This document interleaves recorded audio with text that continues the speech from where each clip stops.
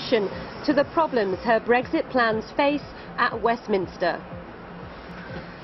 Still searching, hundreds of police officers continue their hunt for a militant Islamist who killed 2 people in the French city of Strasbourg.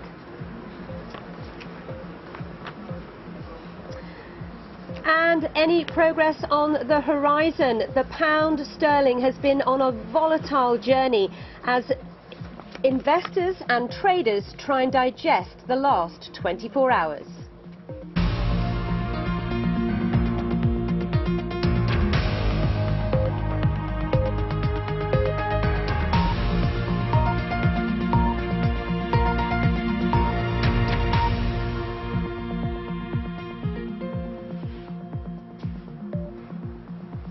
A very warm welcome to the programme. As you can see, today we are live from Westminster, where Parliament, MPs, politicians, the Conservative Party are trying to digest and come to terms with what's been going on in the last 24 hours. In this programme, we're going to brief you on all you need to know on Brexit, on global news, business and sport, and we'd love you to be a part of the conversation. Do tell us what you think about the stories we're covering today and also what you're spotting where you are. You know what to do, just use the hashtag BBC The Briefing.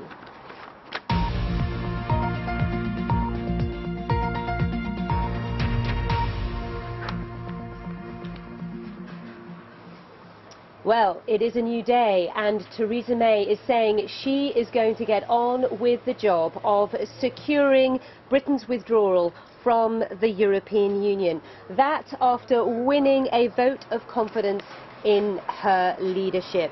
The bad news, though, is that 1/3 of her own members voted against her after what many would call was a pretty bruising day for the Prime Minister. So if we look at the numbers, 317 Conservative MPs were eligible to vote.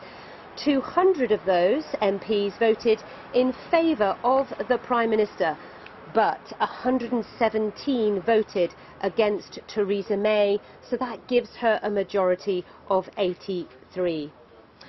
So she has another extremely busy and important day ahead of her. She will travel to Brussels today to a European summit where she'll tell other leaders about the problems her Brexit plans face at Westminster. The EU has said the deal cannot be renegotiated, but of course from her perspective she feels she wants to go back, she wants to come back here to Westminster with assurances on the Northern Ireland backstop arrangements. So let's get more detail on this now from our political correspondent Jonathan Beek. Back to number 10 at the end of what Theresa May herself described as a long and challenging day, but it wasn't quite over yet. MPs had voted for or against Theresa May as Conservative leader, and the result, when it came, meant she survived. The result of the ballot held this evening is that the Parliamentary Party does have confidence. In the end, 200 MPs backed Theresa May and 117 voted against her. The Prime Minister couldn't ignore the fact that 1/3 of Tory MPs had voted to remove her as leader, but she said the result would let her get on with the job. We now need to get on with the job of delivering Brexit for the British people and building a better future for this country. A Brexit that delivers on the vote that people gave, that brings back control of our money, our borders and our laws, that protects jobs, security and the union, that brings the country back together rather than entrenching division. Like the country, the Conservative Party is divided over Brexit. Supporters framed the result of the vote as a convincing win for Theresa May. Her critics said it was worse than she would have hoped and called on her again to resign. The Prime Minister must realise that under all constitutional norms she ought to go and see the Queen urgently and resign. The Prime Minister survives this challenge to her leadership, but her biggest problems have not gone away. Getting changes to her Brexit deal from the EU and convincing enough MPs to support it. Jonathan Blake, BBC News, Westminster. So when it comes to Brexit and, of course, what she's trying to win approval of here in Westminster in Parliament, it's all to play for still, and she is headed to Brussels. Let's go live there now, speak to my colleague Kasia Madeira. So Kasia, it is Theresa May that will continue these negotiations with the European Union. So from the perspective of leaders in Brussels, I would imagine some of them breathed a sigh of relief from the point of view of the outcome of the vote of no confidence, that they have confidence in the Prime Minister and therefore they're still negotiating with someone they know. Well, to be honest, Sally, they had always expected Theresa May to come here, regardless of whether she won that confidence vote or not. She was the one who would be coming here to outline her worries about the withdrawal agreement, and that's certainly what she's going to be doing today. It's not like she hasn't done this before. Just a few days ago, she was in this building, the European Commission building, speaking to Jean-Claude Juncker. Earlier, before that, she was talking to Donald Tusk, and she was saying the concerns that she had, and today she will be doing that again. Brexit very much on the agenda of this two-day EU summit. The EU leaders will listen to her concerns. She will then leave and they will discuss what assurances they can provide. Now, various different bits of information coming through are suggesting that they will try and solidify their words to once again re-emphasize that they do not want a backstop. It is not in their interest, but they are still adamant that they will not be tinkering, they will not be renegotiating that withdrawal agreement. Let's speak to Lano Karl, the CEO of the Centre for European Policy Studies, one of Brussels' oldest think tanks monitoring everything happening. What exactly can the EU offer when it comes to Theresa May's needs to get this bill through, to get this deal through? I mean, the EU, first of all, will want to have to do everything to make sure that this withdrawal agreement gets adopted. That's what the leaders have said over the last weeks. Let's say there is no alternative. Secondly, they can agree on a protocol, a declaration, which will come to meet some of her concerns, some of the concerns of the British Parliament. Let's say which come to meet that, for example, some of these elements, like, for example, on the Irish backstop, are temporary to come to a clear border agreement, but a border agreement which will not hamper trade between the Northern Ireland and Ireland. But it can also come to meet other things. But you have to imagine that the EU, from this side, the EU 27, and certainly the neighbouring countries, want to do everything they can to make sure that there is no chaotic Brexit, that there is a firm passage of trade, let's say, after 29th of March. But all of this, arguably, this is already within the withdrawal agreement, this idea that the backstop is temporary, and yet that wasn't enough for politicians back in the UK.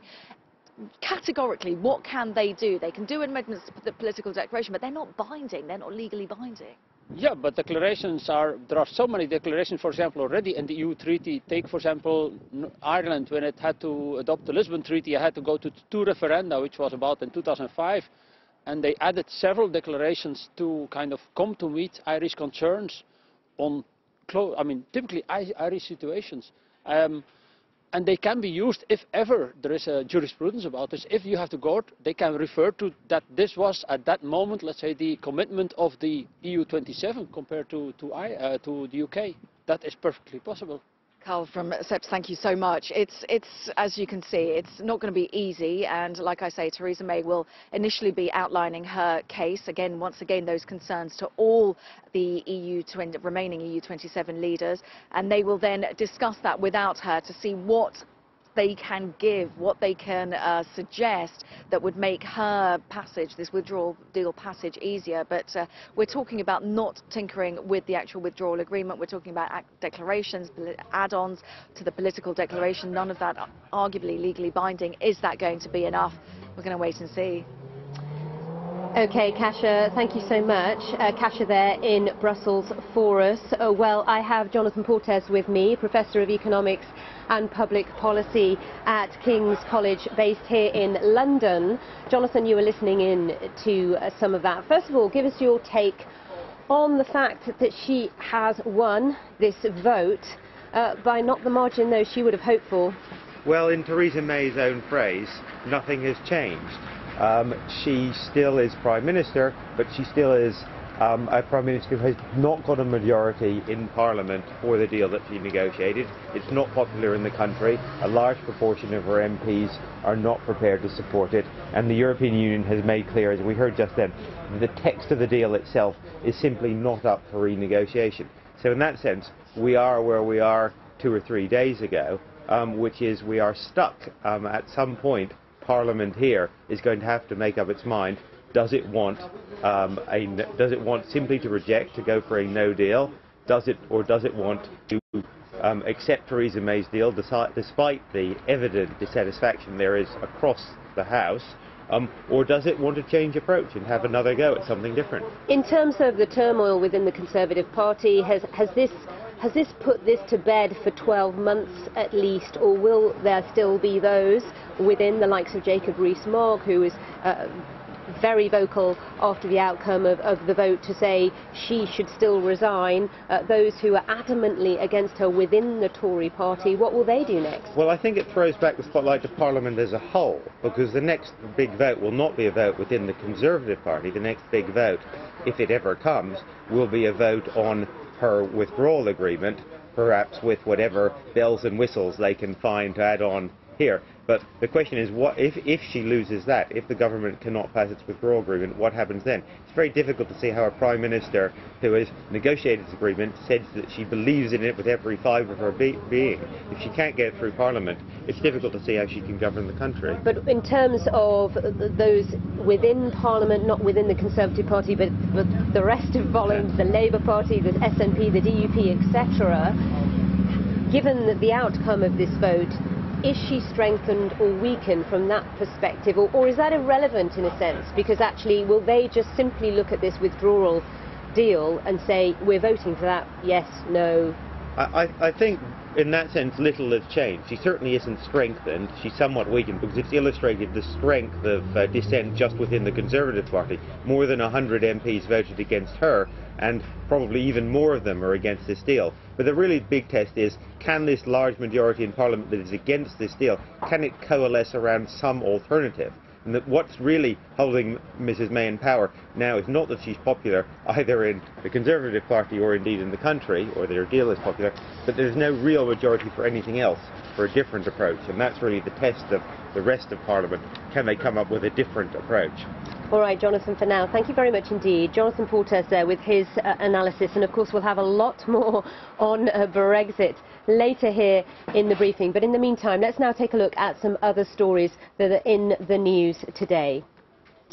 Hundreds of police officers are still hunting a militant Islamist who killed 2 people in the French city of Strasbourg on Tuesday evening. The French anti-terrorist prosecutor said the man shouted "God is great" in Arabic as he attacked people near a Christmas market with a gun and a knife. Donald Trump's former lawyer Michael Cohen has blamed his 36-month prison sentence on the president's dirty deeds. He admitted lying to Congress, campaign finance violations and tax evasion. He's been given until the start of March to start his sentence. The UN Secretary-General Antonio Guterres is due to attend peace talks scheduled to close in Sweden on Thursday between the Yemeni government and Houthi rebels. The two sides are reported to be close to securing agreements on reopening Sana'a airport in the Houthi-held capital.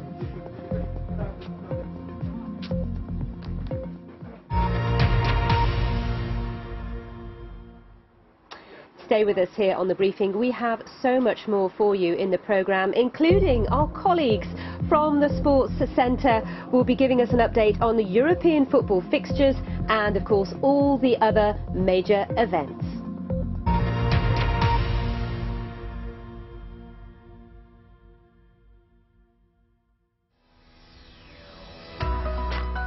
John Lennon was shot at the entrance to the Dakota building in the center of New York. There's been a crowd here standing in more or less silent vigil, and the flowers have been piling up.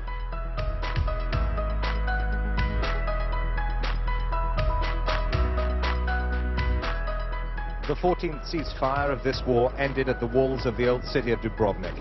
This morning, witnesses said shells were landing every 20 seconds. People are celebrating the passing of a man they hold responsible for hundreds of deaths and oppression Elsewhere, people have been gathering to mourn his passing. Imelda Marcos, the widow of the former president of the Philippines, has gone on trial in Manila. She's facing 7 charges of tax evasion. She pleaded not guilty. The Prince and Princess of Wales are to separate. A statement from Buckingham Palace said the decision had been reached amicably.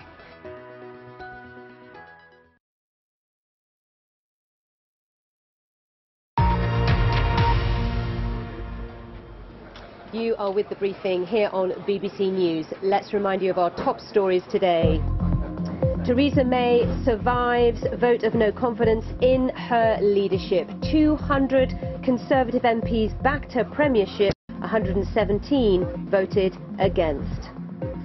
The Prime Minister will be travelling to Brussels today for a European summit where she hopes to find a political solution to the problems her Brexit plan faces at Westminster.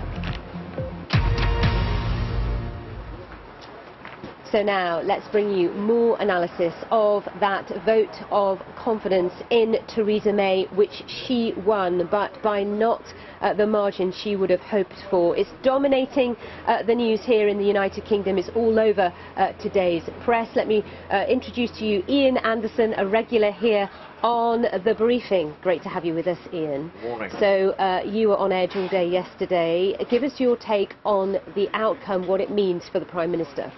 So I think the critical number was 200. She surpassed 200. Well, it was exactly 200 Conservative MPs that backed her in this leadership vote. But there's a very substantial number of Conservatives that are unhappy with the Prime Minister's leadership. In a way, this is Groundhog Day. You know, has anything really changed as a result of yesterday? There's no majority in the House of Commons to pass the Prime Minister's deal.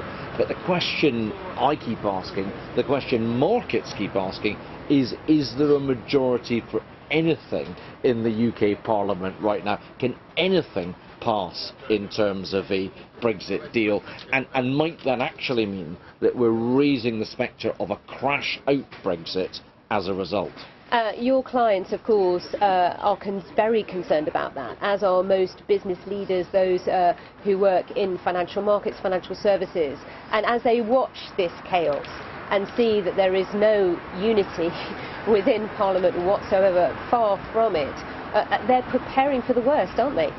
Look, they've been preparing, business has been preparing for the worst for the last 2 years now, and it's really ramped up those preparations over the last few months. In a way, what's going on round here is becoming not quite a sideshow, but it's becoming a little bit irrelevant to people's plans, because investors are asking tough questions of companies, regulators are asking tough questions of companies.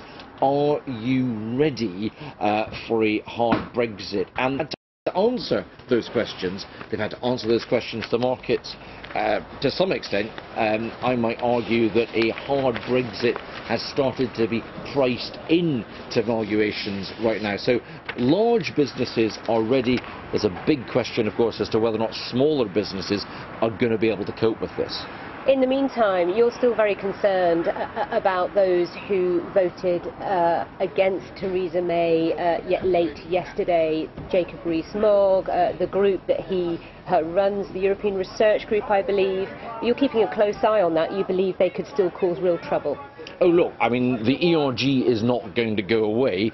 Jacob Rees-Mogg was straight out of the traps after last night's vote, still calling for the Prime Minister's head. They've been fighting this battle, that sentiment's been fighting this battle for the past 50 years in the Conservative Party. They're not going to go away. The question is whether or not they resign the Conservative whip. That's what I'm watching out for later today. All right, thank you very much, Ian. Ian's back later because we have our news briefing, of course. Ian and I will talk you through what the press has been saying today in the light of that vote. But now, for many people in Europe, the latest developments in Britain only added to the confusion surrounding Brexit. Our correspondent Anna Holligan is in the Netherlands, where she found a wide range of views on what's happening here in London. The Dutch considered the Brits one of their closest compatriots inside the EU. When Britain decided to abandon its seat at the table, many in the Netherlands were initially bewildered. Today, in a country that considers itself to be a model of stability, there is very little sympathy for a nation seen as, at best, indecisive, and at worst, just a little bit reckless.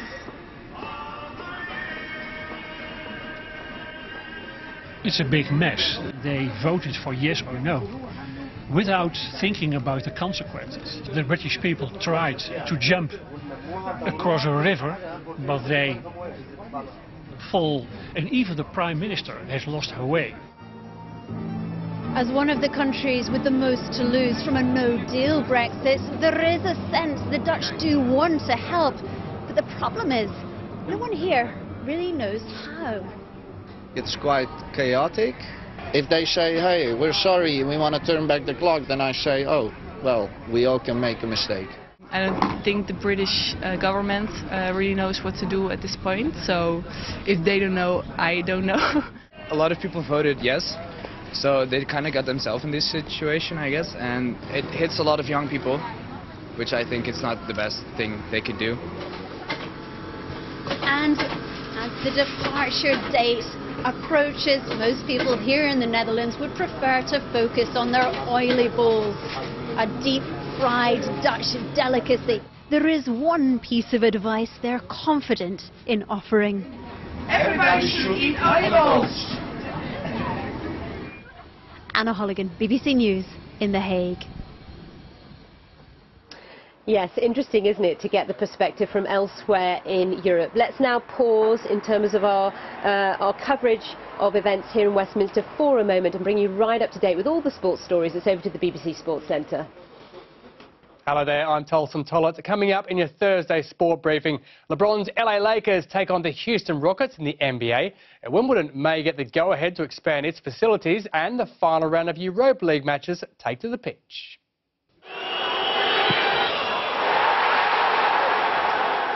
It's a good time to be a basketball fan in Los Angeles. LeBron James has made a massive impact since moving to the Lakers. They're now 5th in the Western Conference and face the Houston Rockets on Thursday. The Los Angeles Clippers, meanwhile, are in 4th. They're in action against the San Antonio Spurs. It'll be interesting to see how the Clippers respond after losing to Toronto on Tuesday. Their 123-99 hammering was their heaviest defeat of the season. The Wimbledon Tennis Championships could get the green light for a major expansion on Thursday. The world-famous tennis club wants to buy neighbouring Wimbledon Park Golf Club for $80 million. Now, if it gets approved, it means new courts and better facilities can be built. Organisers say they're currently struggling to accommodate 40,000 spectators each day during the championships. Arsenal, Chelsea and Lazio are all through to the Europa League knockout stages, but who will join them? A draw for Scottish champions Celtic against Group B leaders Salzburg would guarantee their progression. They'll have to make do without star striker Leigh Griffiths, who'll be out of football for a little period of time as he receives help with ongoing issues, including some relating to his mental health. Manager Brendan Rodgers has said, while elsewhere, Milan and Sevilla can both go through.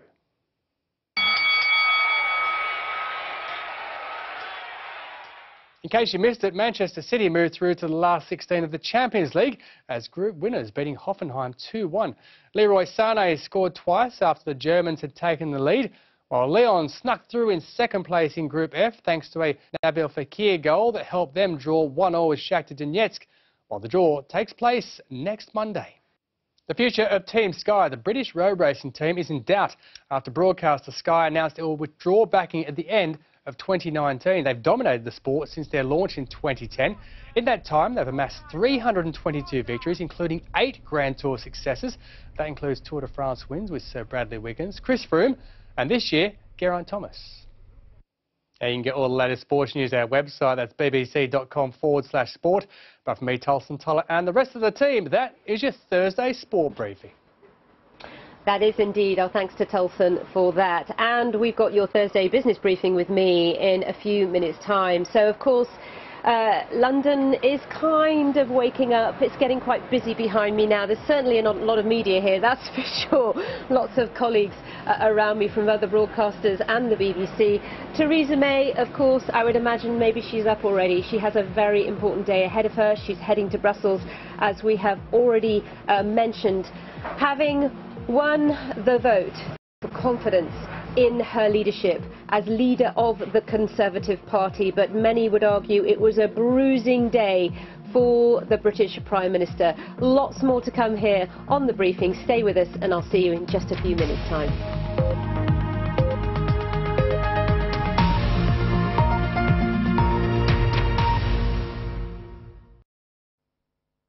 Hello there. Temperatures are heading downwards over the next couple of days. A cold end to the working week, and I think particularly cold during Thursday because there'll be a chilly wind exacerbating that cold feel. Dry for many with high pressure in charge, but this frontal system trying to work in from the west will bring a little bit of rain here. The front not making much progress. It's running up against that area of high pressure, and that is going to be driving a brisk southeasterly wind. Not only will the air be inherently cold, the wind will also be strong. Most places starting Thursday on a dry note. 1 or 2 showers close to North Sea coasts. We keep this lingering band of cloud and showery rain for parts of Northern Ireland, western fringes of Wales and the southwest.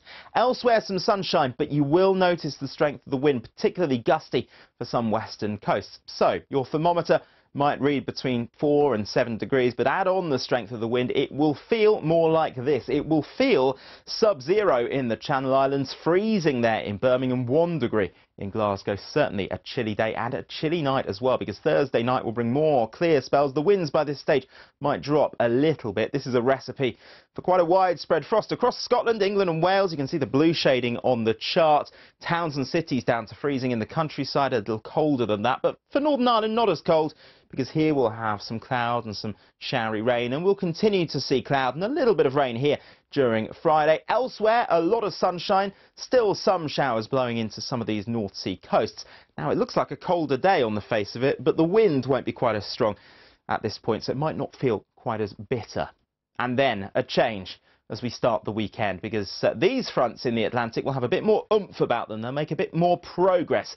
So we're going to bring wet weather across the country, but that wet weather running into some cold air. So just about anywhere there could temporarily be a little bit of snow, but it looks most likely that Northern England, Northern Ireland over high ground, and particularly Scotland could see some snow, maybe even some snow to cause some disruption in places. However, the wintry weather likely to turn back to wet weather eventually, because there's milder air wafting in from the southwest, and slowly but surely during Sunday and Monday, all of us will get into that milder air.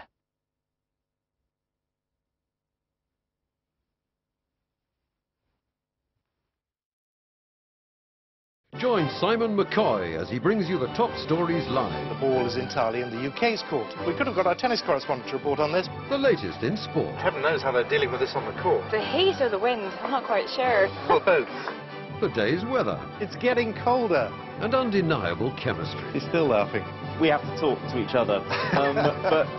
There's only one Simon. So you're the real McCoy. Afternoon Live with Simon McCoy, weekdays at 2 p.m. on the BBC News Channel. Sometimes being in the driving seat is... She stayed in school. She's a... This isn't just playing sports. This is... the simple act of standing, and you're a... You don't need superpowers to change the world. 100 Women. A season of inspiring and challenging stories on the BBC. Follow the story, whatever you're doing, wherever you are. You can follow every moment in depth with BBC News. Get the full story at bbc.co.uk/news. Get the headlines as they happen with the breaking news alert. And keep up with events by watching the BBC News channel in the app. Follow the story wherever you are with BBC News.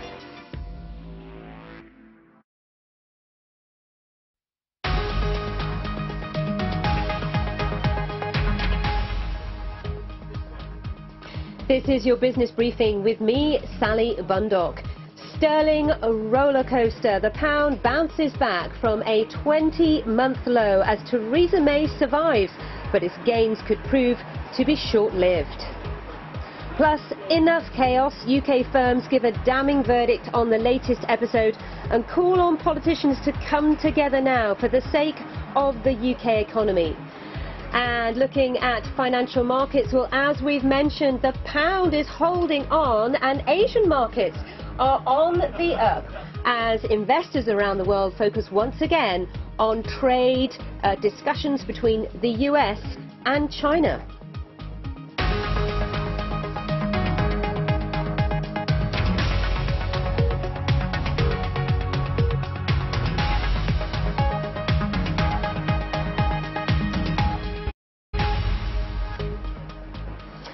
Well, it's been another roller coaster ride, hasn't it, for investors in the last 24 hours, certainly here in London and in Europe.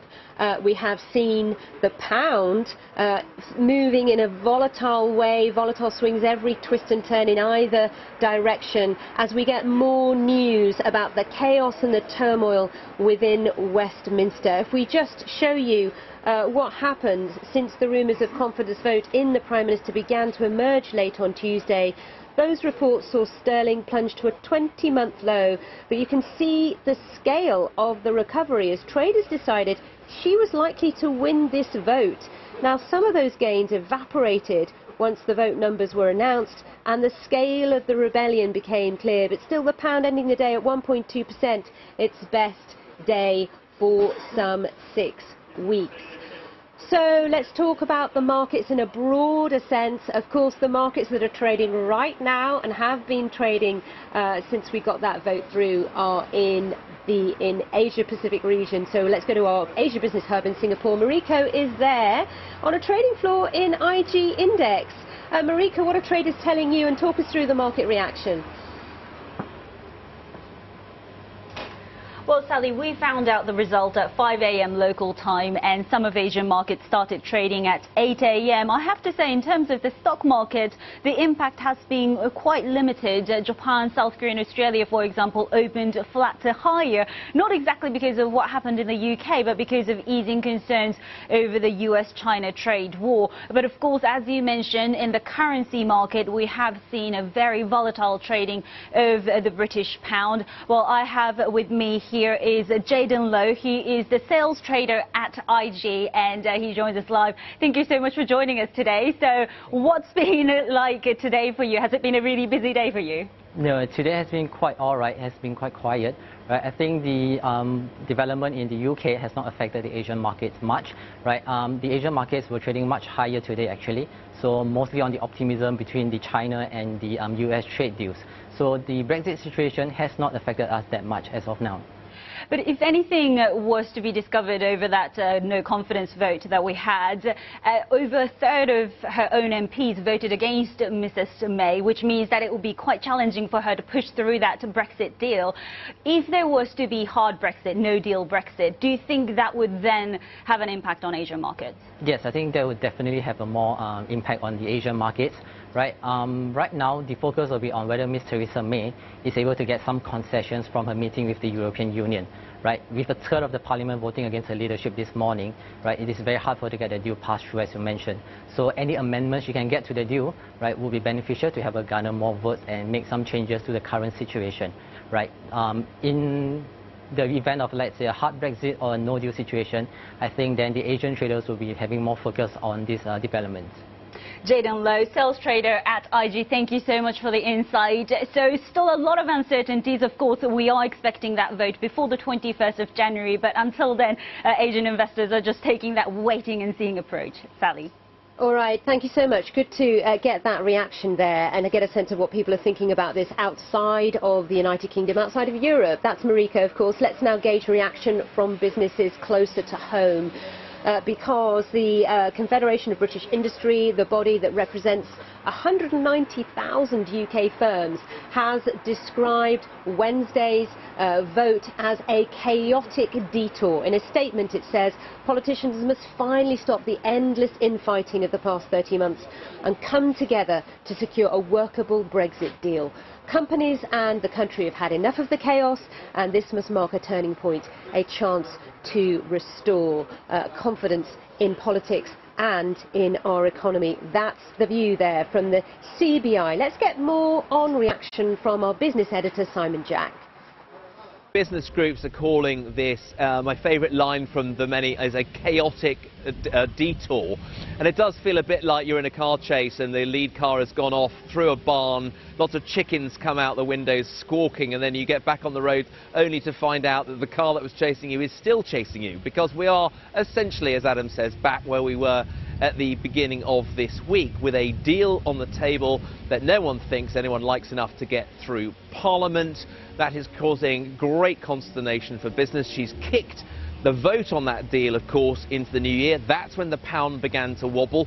Funnily enough, today, as the markets were taking MPs at their word and she was going to win this, the pound started to recover. But there's a famous adage in these parts in the city, which is buy the rumour and sell the news. And I think there is a growing realisation that, you know, as we said, chaotic detour, but we are back on the same road that we were before. And businesses are saying they're tearing their hair out. It's very hard to plan. Those that can are letting inventories build. Some are trying to manage their cash flows. They're getting licences in order, because a lot of them are saying that by the time we get to this vote before January the 21st, if it even happens then, that'll be very much in what one supermarket executive told me was squeaky bum time, channeling Sir Alex Ferguson there, and they have to make some tough decisions about which suppliers they think are going to be robust enough to get through a potential no deal. So, you know, chaotic detour, we're pretty much back on the same road we were, and it's not a very scenic tour, it's one full of uncertainty, which is businesses finding it almost impossible to plan for.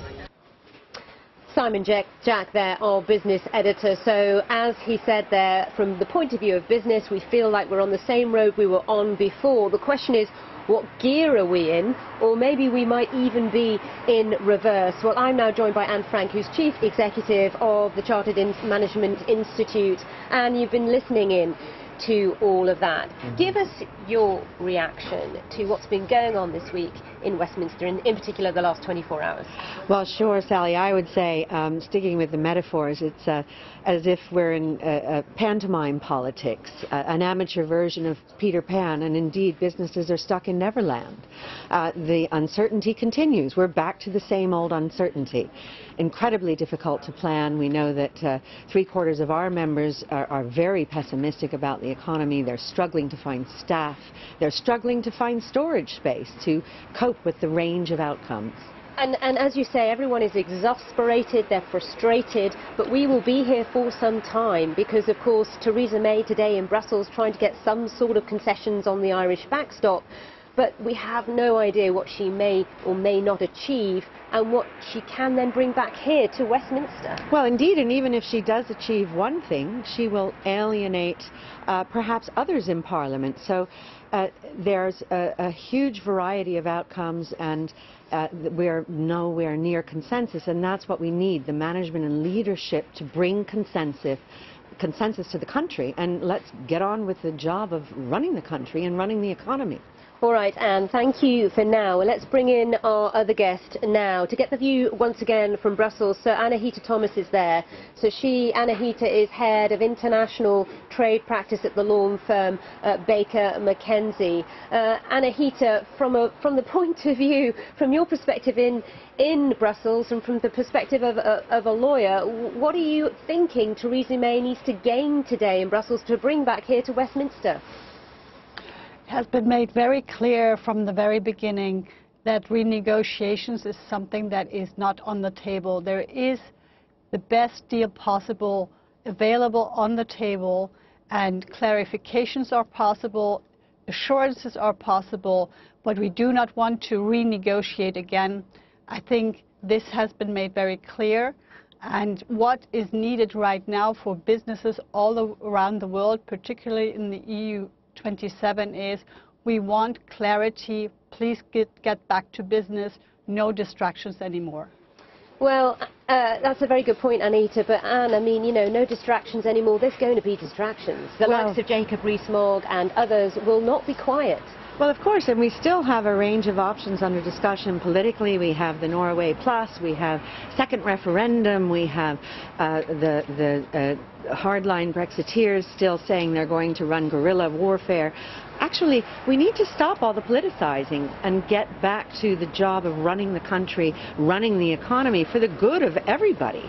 And Anahita, in terms of the issue of international trade, of course, European businesses are as worried about this as UK businesses, aren't they? Exactly, that's exactly right. We are cautiously optimistic that after the unnecessary distraction yesterday, everybody will get back to getting this deal done, because it is not good for our businesses either. All CEOs I've been speaking to and general counsels, they are unhappy about this situation, and we want to have clarity as soon as possible.